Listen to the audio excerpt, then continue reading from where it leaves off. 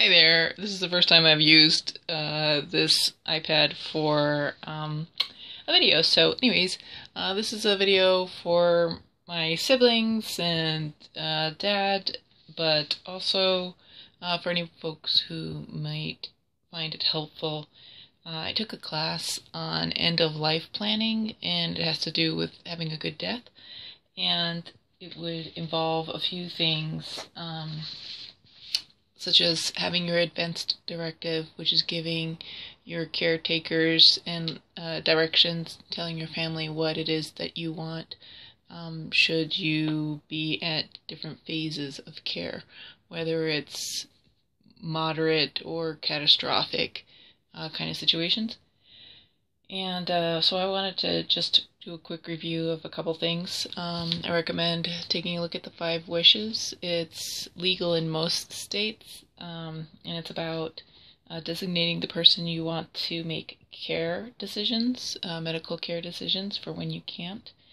And it goes over the types of medical treatment you want or that you would prefer to avoid, how comfortable you want to be. Do you want to have, water, keep your lips moist, and your linens clean and whatever, how you want people to treat you, and what you want your loved ones to know, like any kind of unfinished business.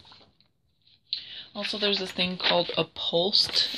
It's a medical order, and it's a provider's order for life-sustaining treatment. So for anybody who is possibly going to have possibility of something like a near-death experience, heart attack or whatever, this is you have a pulse that you keep on your refrigerator. This is the Montana one, and this is what you put on the refrigerator to say what kind of treatment you want. Attempted resuscitation, do not attempt resuscitation, comfort measures, what types of interventions. So this is kind of good to know. Also, it's important to get your power of attorney situated, as well as at your bank. Get this thing called a tenancy in common. Tenancy in common. So let's say you or somebody dies. This allows a designation. This allows you to designate a beneficiary to be paid upon death. So with my mom, she died, and so 4 of us had to scramble rapidly to make sure that she could, the body could be tended to in due time. And something to keep in mind is that funeral homes, like places where there's no morgues, funeral homes take they store the body, but they can charge up to $300 a day for storage. So it is important to be able to keep things kind of flowing if that's an issue. You want to, at the bank, you want a person to be listed as an account manager. So also this is for your bank, your credit cards as well. And you want to keep the credit cards open so the deceased's bills can be paid. It just transfers, I guess, to their account's deceased department eventually. So just so you know, you want to have a power of attorney. So there's the durable power of attorney for healthcare, and then there's the power of attorney for property.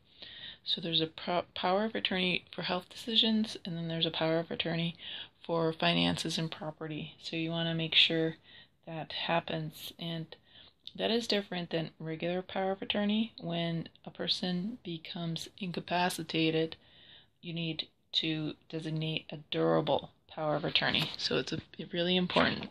Get that tenancy in common at the bank, designate a beneficiary to be paid upon death, assign items of value to who handles finances, such as who's in charge of, who knows your death insurance information. Authorize a person to be listed as your account manager. So add somebody to your of course, somebody you trust to your bank account and your credit card so they can handle anything. And let me just see if there's anything else. Also, make sure you list your passwords, any kind of important passwords for online or otherwise. Make a list of who you want notified upon your death. What are their names, their phone numbers, their mailing address, email addresses, and last but not least, make sure you have a list of your doctor's names, that you have your important papers all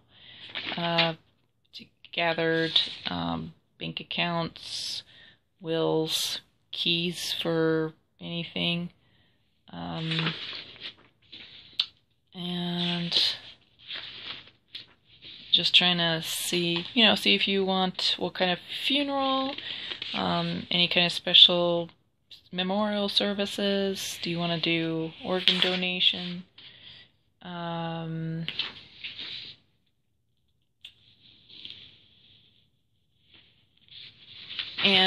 a body can be kept on ice legally for 48 hours, I believe.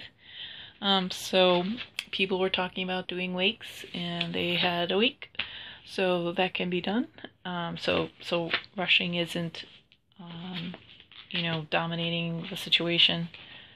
So, anyways, that is it in a nutshell. There's more things to take into consideration for actual medical care, and there's this interesting book, Hard Choices for Loving People.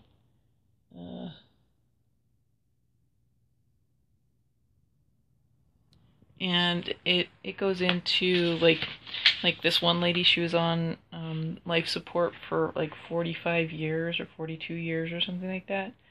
So it's important to kind of like, how long would you want to be on life support? And she was like in a coma or whatever.